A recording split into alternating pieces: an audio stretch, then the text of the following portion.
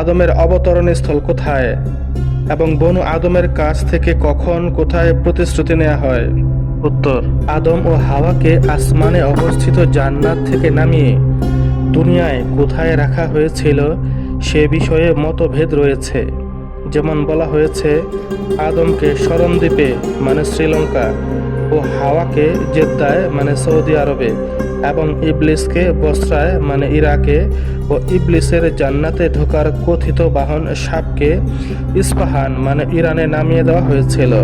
কেউ বলেছেন আদমকে মক্কার সাফা পাহাড়ে এবং হাওয়াকে মারওয়া পাহাড়ে নামানো হয়েছিল। এছাড়া আরও বক্তব্য এসেছে, তবে যেহেতু কোরআন ও সহিহ হাদিসে এ বিষয়ে স্পষ্ট কিছু বলা হয়নি, সে কারণে এ বিষয়ে আমাদের চুপ থাকাই শ্রেয়। প্রিয় ভাই বোনেরা, আপনারা কি জানেন আহাদে আলাস্তের উদ্দেশ্য কি? যদি জেনে থাকেন তাহলে কমেন্ট বক্সে জানিয়ে দিন, আর না জেনে থাকলে চ্যানেলটি সাবস্ক্রাইব করে উত্তরের জন্য অপেক্ষা করুন।